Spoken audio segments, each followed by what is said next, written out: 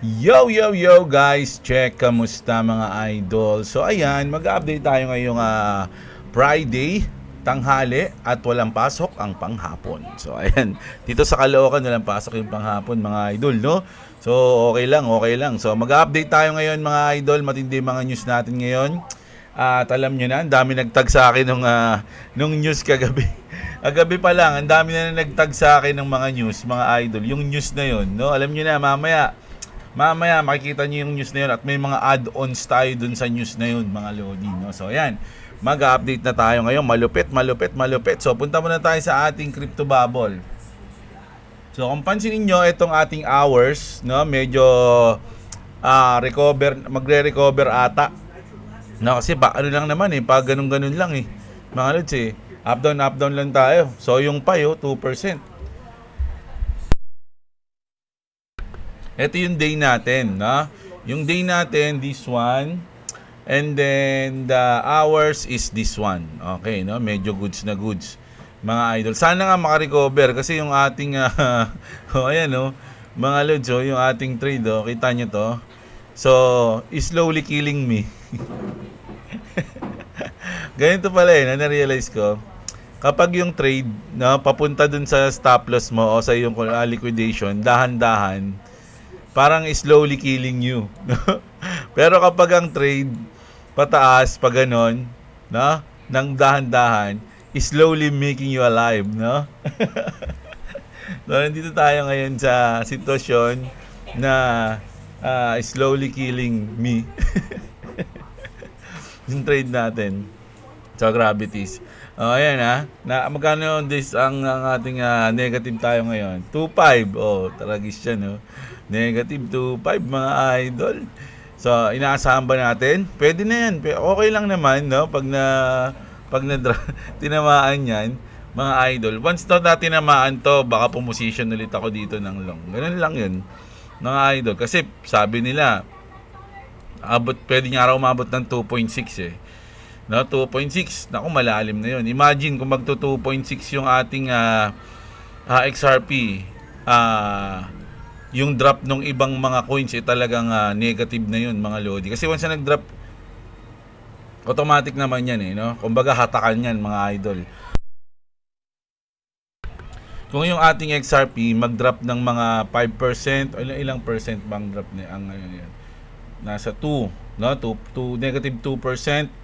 No, kapag ito umabot ng mga negative 7, 8%, expect mo na yung mga ibang coins din, no? Tulad ng mga Doge, XLM, HBAR, lahat yun, no? Medyo magdi-negative din lahat yun, mga idol. Pero once na tumataas naman yung market natin, lahat din ng hold mo tumataas. So, ganun yan. Atakan lang. So, slowly killing me. Ano ba yung kanta na yun? Kalimutan ko yung kanta na yun, Kasi slowly, basta yun, okay na yan. Mamaya ko na lang halahanin. So, ayan. Punta na tayo sa ating mga balita, mga idol. Siyempre, bago ang lahat, alam nyo na mga lods, palike muna ng ating video. Sa mga hindi pa nakasubscribe, gusto ng ganitong content, everyday news, update, subscribe na kayo. Check nyo kung nakasubscribe na kayo. Minsan kasi nanonood kayo, hindi nyo naman alam na hindi pa pala kayo nakasubscribe. Diba? Subscribe na kayo, mga idol. At siyempre, shoutout sa lahat ng sumusuporta sa channel, mga idol. No? So, ayun na nga. Kita nyo naman, medyo negative tayo ngayon sa hours. No? Kumbaga, yung mga nag-aabang ng dip, kasi kala nga natin, dip na to Ang ganda ng position ko dito, mga idol. Akala ko yun yung dip. So, nag-position tayo dyan. Dito, may mga nagbodega na rin tayo. Nung nagda-drop, bodega ka. No? Kaya nga sabi dito, mga idol, buy the dip. No? Sabi nga dito, tawan-tawa kasi ako dito, kaya share ko sa inyo. Nalagay dito, buy the dip, sabi. Sabi dito, this is the pip dip this week. Oo nga naman. Hindi mo naman kasi alam kung ano yung pinaka-bottom, no? So, buy lang ng buy. Hanggang maubos ang kayamanan, mga idol.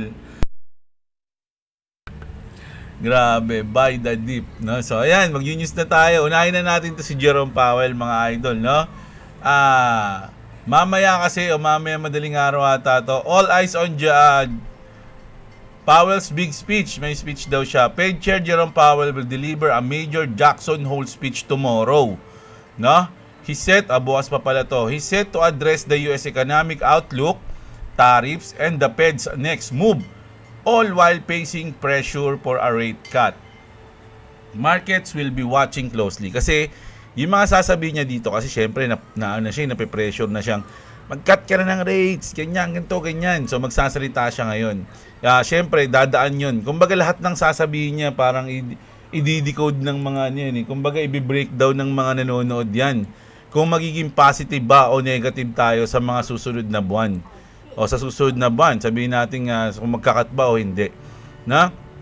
Kahit na ang topic niya is tariff, tapos yung mga next move ng Fed. So kailangan magkaroon ng clue yung mga tao kung ano yung mangyayari sa September, kung magkakaroon ba talaga ng cut o wala. Kasi kung magiging hawkish or dovish to, dun, magdidepende sa sasabihin niya, gagalaw yung market doon, mga idol. Diba? So, pag naging negative yung salita niya, GG tayo, mga idol. Baka pagkasalita niya, bumagsak pa yung market. Pag naging positive naman yung salita ni Jerome, baka unti-unti nating makitang recover yung market. Na? Sabi dito ni Acomator, it's wild how much emphasis the crypto market is putting on this one guy speech and anything the Fed does or doesn't do. It's literally opposite of how cryptocurrencies are supposed to function. Ayan, sabi niya, mga idol, no? Kaya nga sabi dito, pag hindi nag-cut ng rate, mga lodi, no? Pag nag-announce siya na hindi siya mag-cut ng rate, ganito mangyayari. Si selfie siya sa likod, kulay red. Mga idol, no? Grabe to. Diba? So, ito naman, ito na tayo. XRP and XLM ISO 2022 winners, no? Kasi nga, mga idol, strongholds.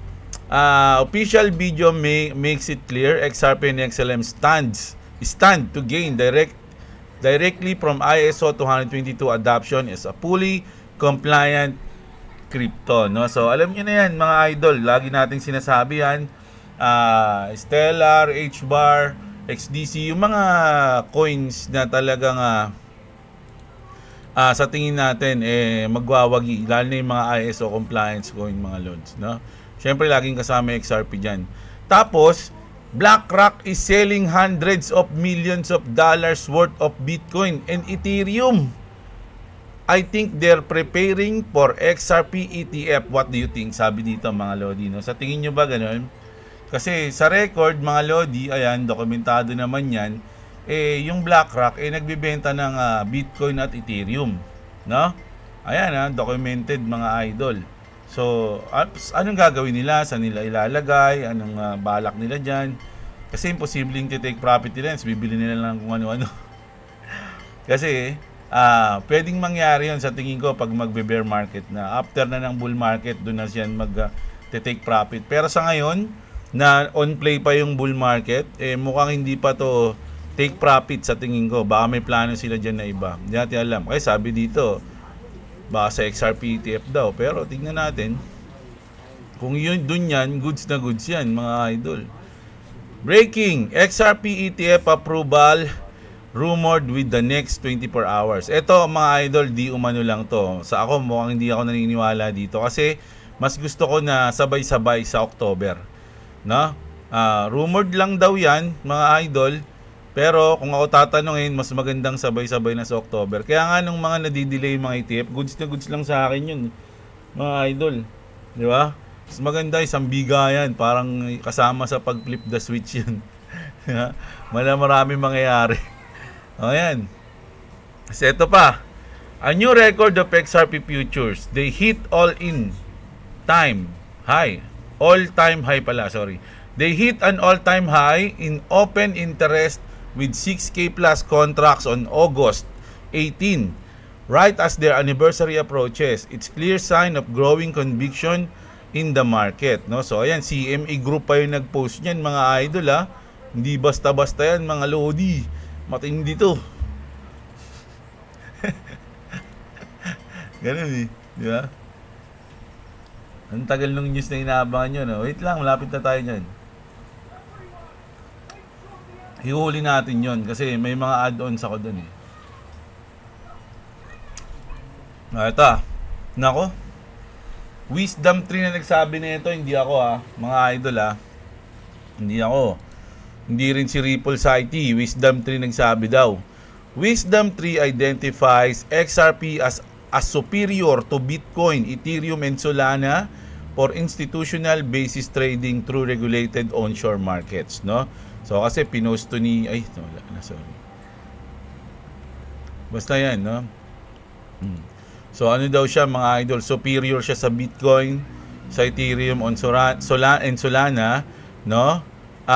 For institutional basis trading through regulated onshore markets, no? Ayan. Good news. O ito na mga idol. Ito na yung mga nagtag sa akin. Although nakita ko to, naunahan ko kayo eh.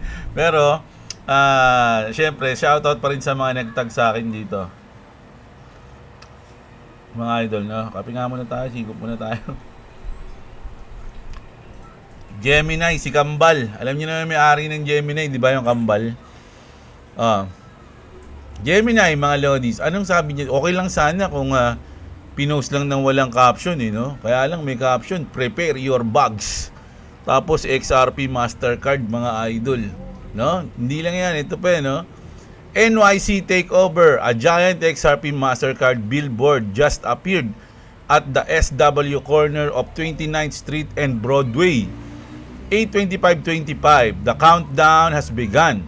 Mass adoption isn't coming, it's already here, mga lodi. Alam nyo ba na naka-prediction na to, mga lodi, no? Kumbaga, mangyayari na to. Sa Riddle, meron na to, nakita ko na to nung dati, pero syempre hindi mo papansinin hangga't hindi pa nangyayari.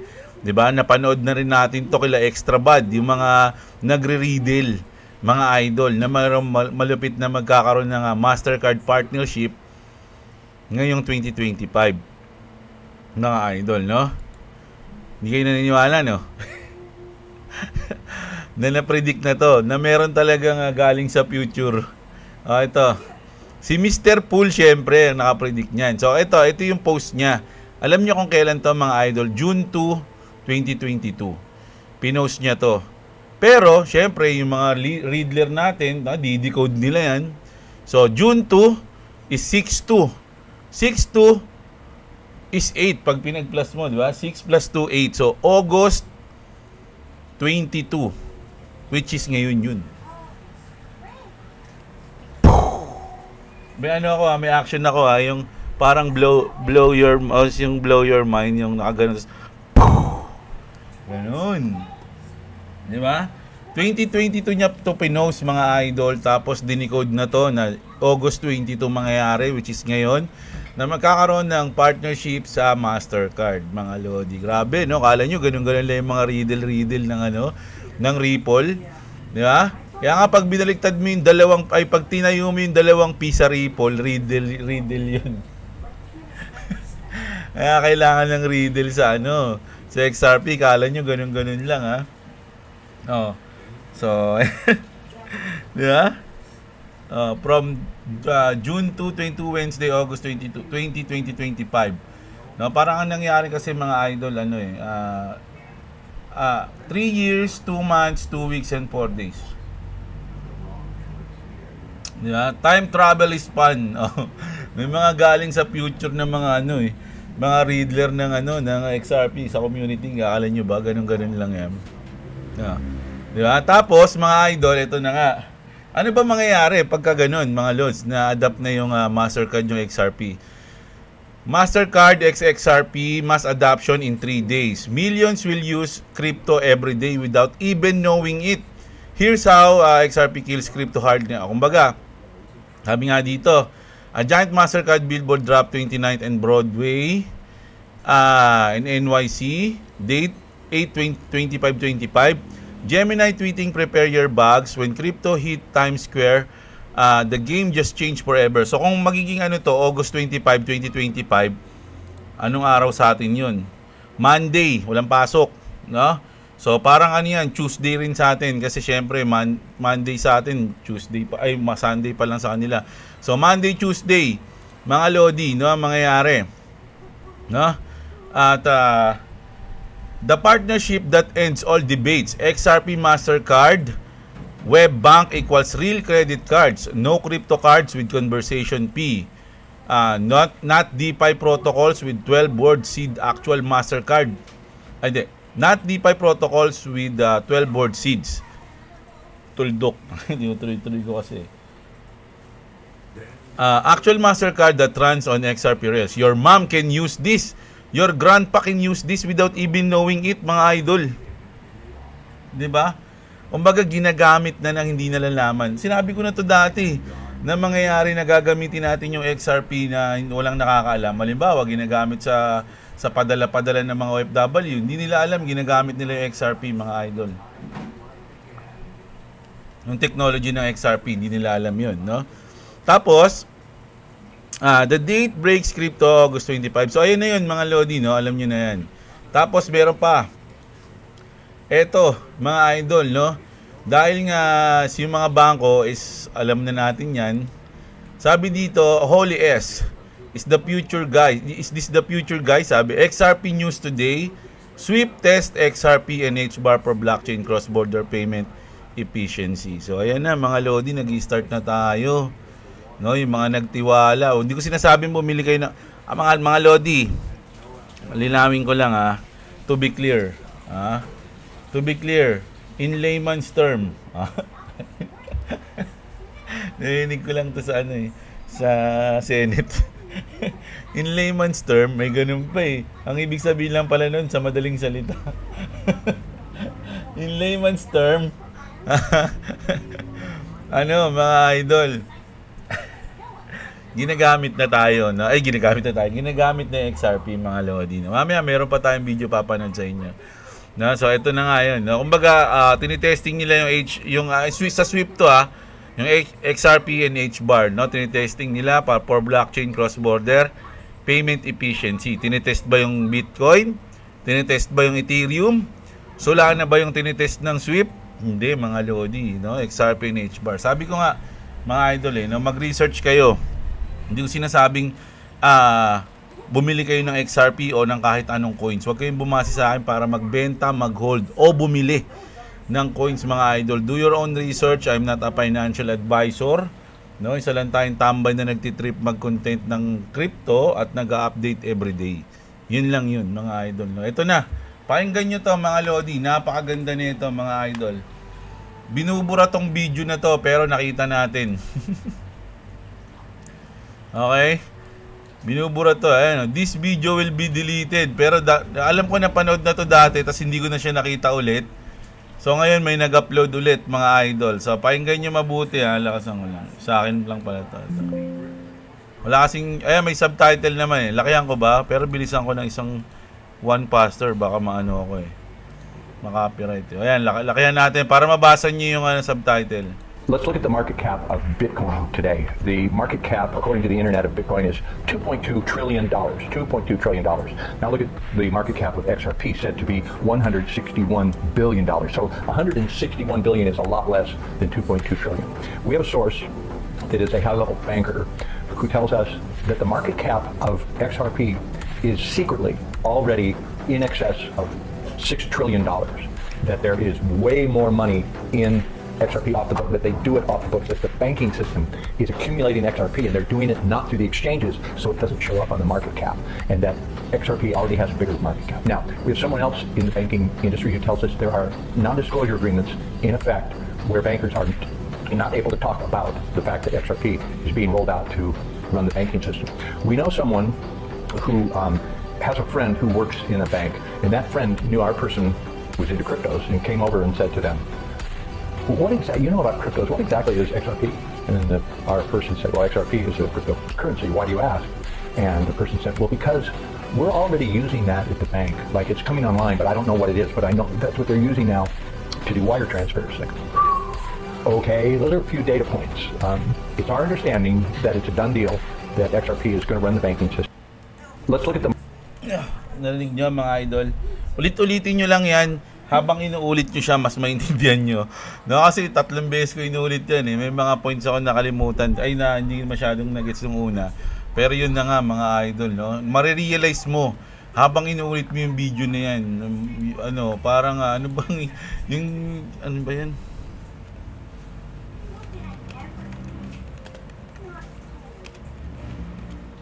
Ayan, yung ganyan, no?